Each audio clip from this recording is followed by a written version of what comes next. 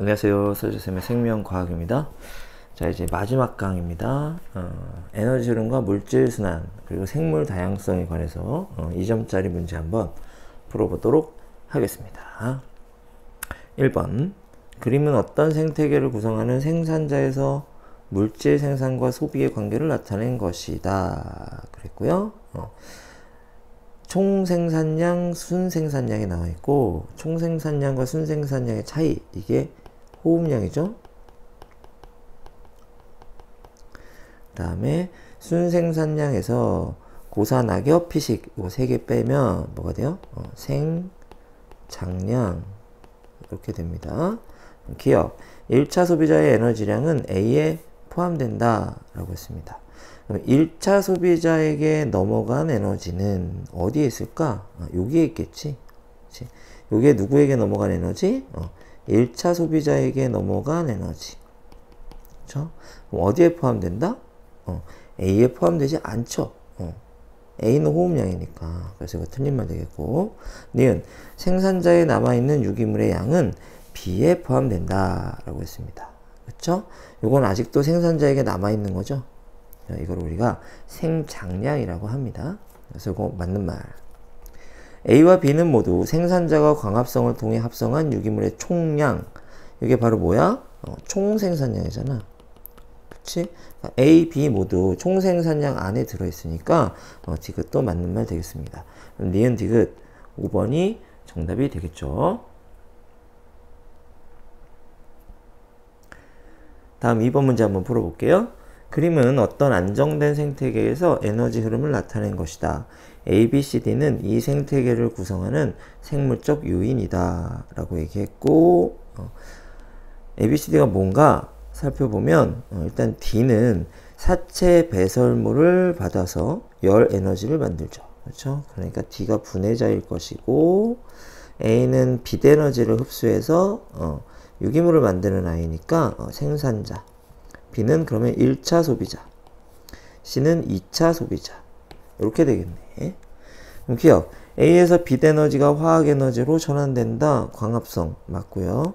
니은, B가 사용할 수 있는 에너지량은 C가 사용할 수 있는 에너지량보다 적다라고 했는데 에너지량은 어떻습니까? 상위 단계로 올라갈수록 적어지죠. 그러니까 B가 C보다 많아야 돼. 그러니까 틀린 말 되겠고, 디귿, 곰팡이는 분해자, D에 속한다. 맞는 말 되겠죠? 그래서 기억 디귿 3번이 정답이 되겠습니다. 다음 3번 볼게요. 그림은 생태계에서 탄소가 순환하는 과정의 일부를 나타낸 것이다. A와 B는 각각 생산자와 소비자 중 하나이다 라고 했습니다. 그러면 A는 대기 중에 CO2가 들어오기도 하고 CO2가 대기 중으로 나가기도 하네요. 그럼 얘는 광합성도 하고 호흡도 하는 녀석이겠네. 그러니까 이게 생산자. 그렇죠? B는 A로부터 에너지를 받죠. 그러니까 이건 소비자.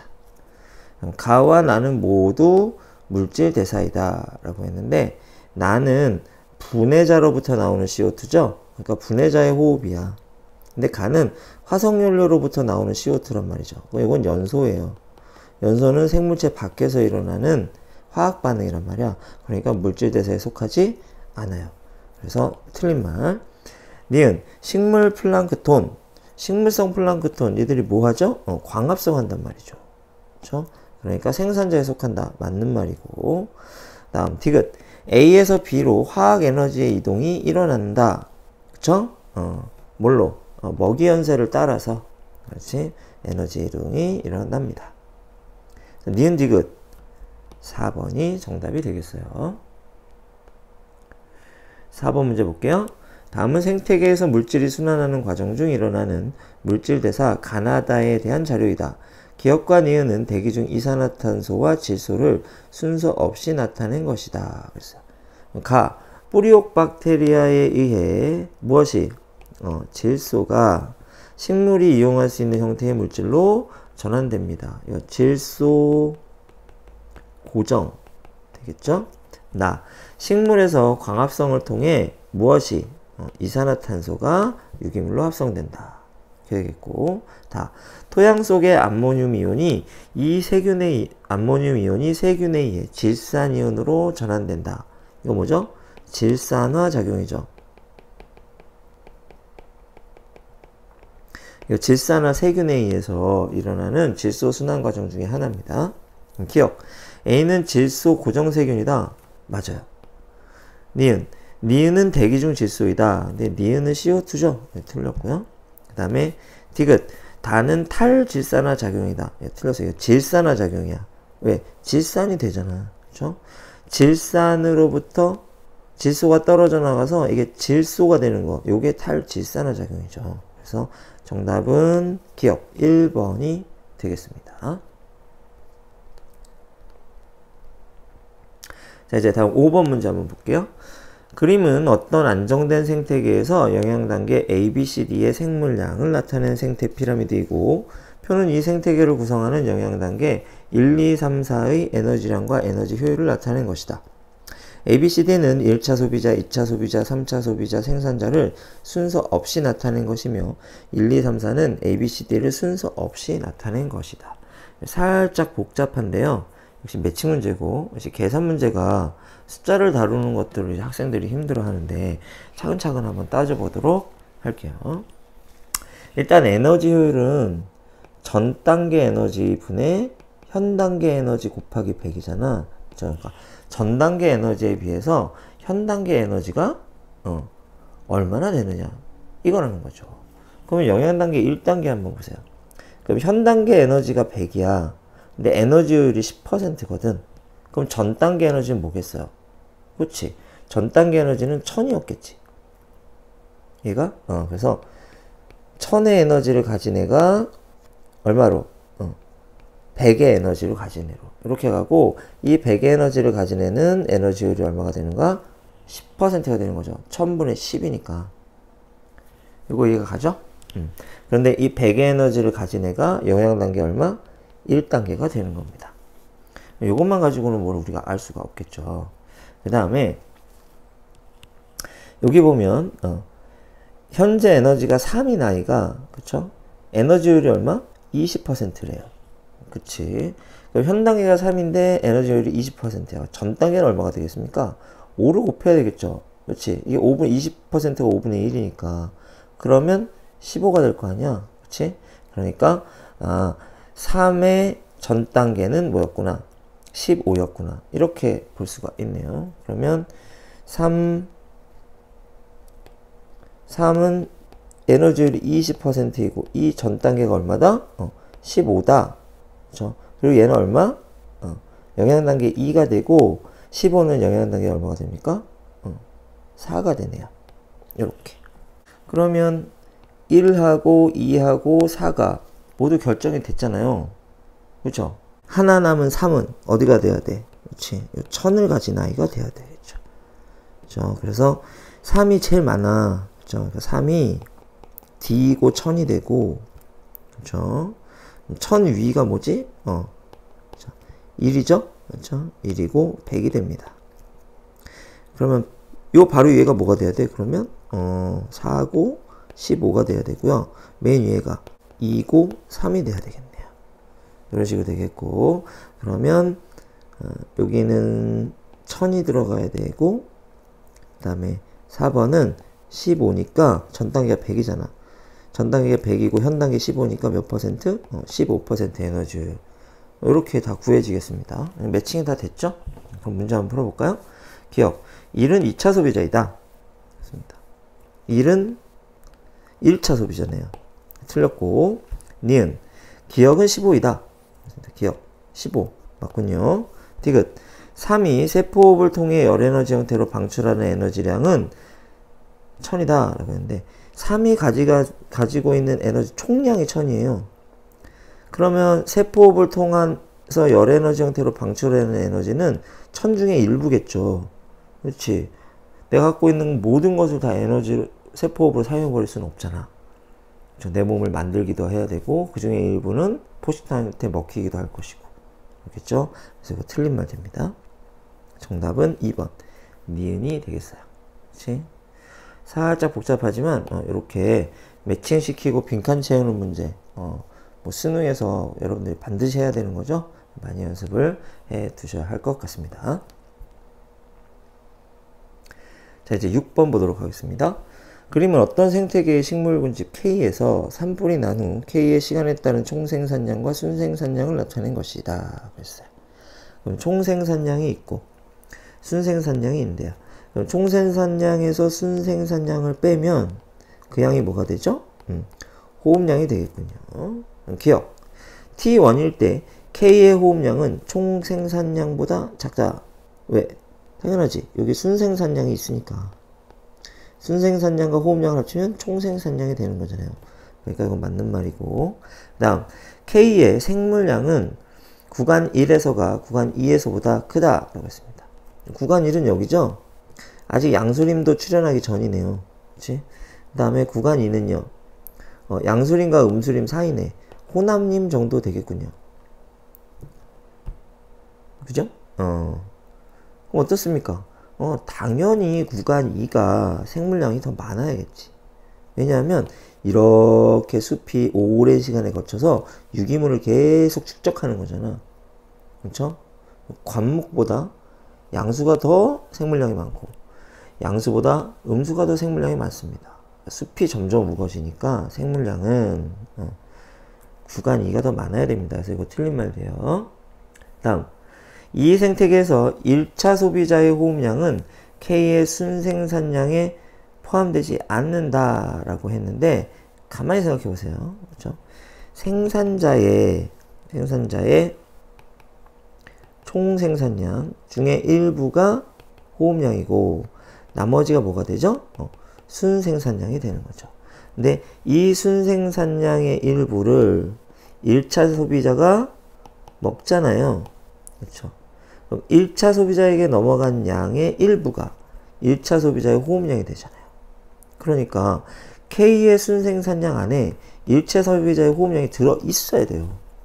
그치? 그래서 이거 틀린 말입니다. 요 질문 좋아요. 학생들이 헷갈리고 혼동해서 틀릴 수 있을 만한 질문입니다. 그쵸? 여기 생산량, 소비량 요거 따질 때는 누구의 생산량이냐, 누구의 호흡량이냐, 이거 굉장히 중요합니다. 그쵸? 그래서 K는 생산자. 그쵸? 생산자의 순생산량과 1차 소비자의 호흡량, 요걸 여러분들이 정확하게, 명확하게 구분해 두셔야 됩니다. 정답은 1번. 기억이 되겠어요. 자, 이제 7번 보겠습니다. 다음은 붉은 도깨미와 버드나무에 대한 설명이다. 붉은 도깨미는 개미과에 속하는 곤충으로 남미 중부 지역이 원산지이지만 우리나라 일부 항구에서도 발견되었다.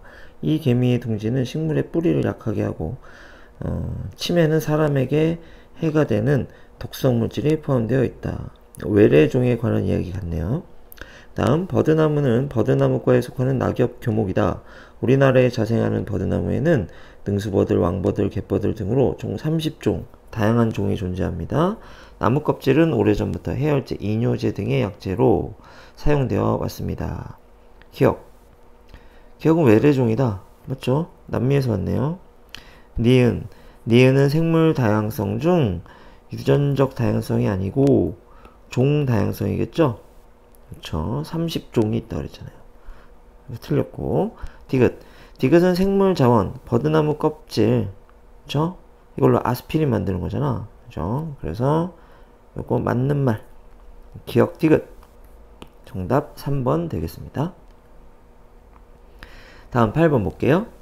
표는 평형을 이루고 있는 어떤 생태계에서 1차 소비자의 일시적 증가로 평형이 파괴된 후 회복되는 과정에서 각 영양 단계를 구성하는 개체들의 수 변화를 나타낸 것이다. 기억과 니은은 각각 생산자와 2차 소비자 중 하나이고 각 영양 단계에서 개체당 에너지량은 같다. 그러면 1차 소비자가 일시적으로 증가했어요. 그렇죠? 그러면 따라서 증가하는 건 1차 소비자의 포식자겠죠. 먹이가 많아졌으니까 증가했을 거 아니야. 그러니까 얘가 2차 소비자. 그렇죠? 그 다음 1차 소비자가 증가했어. 그러면은 1차 소비자한테 먹히는 생산자는 어떻게 될까? 일시적으로 감소하겠죠. 이렇게 되겠네. 그럼 기억. 기억이 가지는 에너지 일부가 유기물 형태로 1차 소비자에게 이동한다. 맞죠? 응. 다음 T1에서 T2 과정 동안 여기입니다. 니은의 에너지 효율은 감소한다 라고 했습니다. 그러면 니은은 유지, 그쵸? 그 다음에 1차 소비자는 감소, 이렇게 되네. 에너지 효율은 어떻게 되죠? 전 단계분의 현 단계네. 근데 전 단계는 뭐 했어? 감소. 현 단계는 유지. 이렇게 됐네. 그럼 분모가 작아졌으니까 전체 값은 커지겠네요. 그렇죠? 에너지 효율 어떻게 됩니까? 증가한다. 이렇게 돼야 되겠네. 그래서 니은 틀립니다. 다음 디귿. 각 영양 단계를 구성하는 개체들의 종 다양성이 클수록 생태계 평형이 안정적으로 유지된다. 이건 당연한 얘기. 그래서 기억 디귿. 정답 4번 되겠습니다. 다음 9번 볼게요. 그림은 어떤 생태계를 구성하는 생물종의 개체수 감소에 영향을 미치는 요인별 비율을 나타낸 것이다. 맞습니다. 보획, 서식지 변화, 서식지 손실, 기후변화, 외래종, 기타 이런 모든 것들이 생물종의 개체수 감소에 영향을 미칩니다. 그렇죠? 그러면 과도한 포획은 생물 다양성 감소의 원인에 해당한다. 당연한 얘기고요. 다음 지구온난화는 기후변화에 해당한다. 맞는 얘기고요. 국립공원 지정은 서식지 손실로 인한 생물 다양성의 감소를 줄인다. 맞죠? 서식지를 보호하는 거니까. 그래서 기억, 니은, 디귿 5번이 정답 되겠습니다. 다음 10번 볼게요.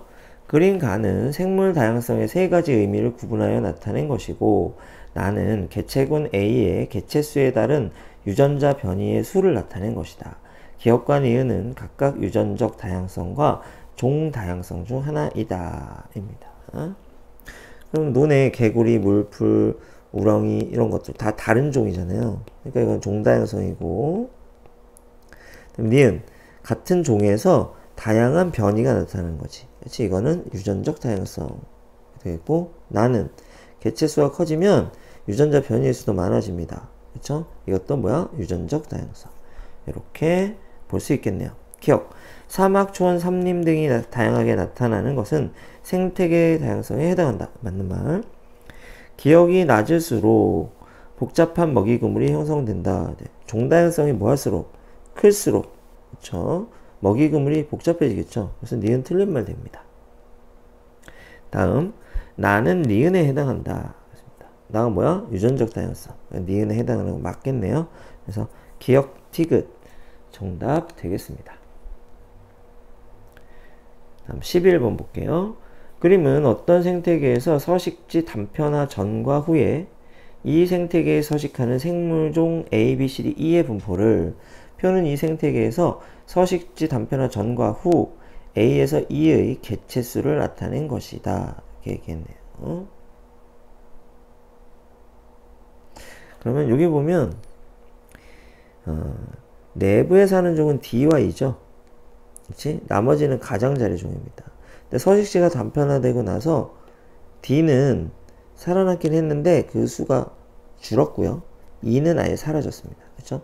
D는 80에서 30으로 줄었고, 그쵸? E는 아예 사라졌죠. 그쵸? 그 다음에 ABC 가장자리에서 사는 생물종들은 줄긴 했는데 큰 타격이 없었어요. 그렇죠. 그래서 서식지 단편화는 가장자리 종보다는 내부에 서식하는 종들에게 더 큰 피해를 입히는구나. 이런 것들 우리가 좀 알 수가 있게 됩니다. 기억. 생물 종의 수는 서식지 단편화 후가 단편화 전보다 적다. 자, 생물 종의 수, 종수야. 몇 종이냐, 종류, 몇 종류냐, 이걸 얘기하는 거야. 그래서 단편화 전에는 A, B, C, D, E 5종이 있었는데 단편화 후에는 A, B, C, D 4종만 남았죠? 그러니까 맞네요. 니은 서식지 단편화로 인한 개체수 변화는 내부에 서식하는 생물종이 가장자리에 서식하는 생물종보다 크다. 그러니까 내부에 서식하는 애들의 개체수 변화가 더 커. 더 많이 줄었죠. 그러니까 이것도 맞는 말. 디귿 서식지 단편화는 생물 다양성의 감소 원인에 해당하겠죠. 그렇죠? 그래서 기억, 니은, 디귿 정답은 5번이 됩니다. 다음 12번. 그림은 동일한 면적의 안정된 생태계 가와 나의 먹이 관계를 나타낸 것이다. 고요. 가에서 생물량은 3차 소비자가 생산자보다 많다라고 했는데 그럴 수가 없겠죠. 유기물의 양은 당연히 먹이 연세의 하위 단계가 상위 단계보다 많아야만 합니다. 그래야 유지가 돼요. 그렇죠? 왜냐면 자기 쓰고 그렇죠? 그 다음에 윗단계로 올려보내줄 것도 있어야 되잖아. 그렇지? 그렇기 때문에 요거 틀린 말. 니은 나에서 호랑이가 사라지면 사슴의 개체수는 일시적으로 증가할 것이다. 그런데 호랑이가 사라지면 사슴은 포식자가 사라지는 거죠. 자, 일시적으로 증가할 겁니다. 그렇죠? 그래서 맞는 말. 종 다양성은 당연히 나에서가 높죠. 그래서 틀린 말. 그래서 정답은 2번 니은이 되겠습니다. 자, 이 부분은 그렇게 어렵지는 않지요. 그치? 어렵지 않고 그 다음에 종 다양성이니 이런 것들은 그냥 문제 한번 풀어보고 상식선에서도 여러분들이 풀 수 있지만 문제는 뭐냐면 여기서 실수해서 틀려버리면 큰일 난다는 겁니다. 그래서 빠른 속도로 정확하게 풀 수 있는 연습을 여러분들 많이 해 주셔야 됩니다. 오늘은 여기까지. 짧았네요. 다음 시간에 또 봐요.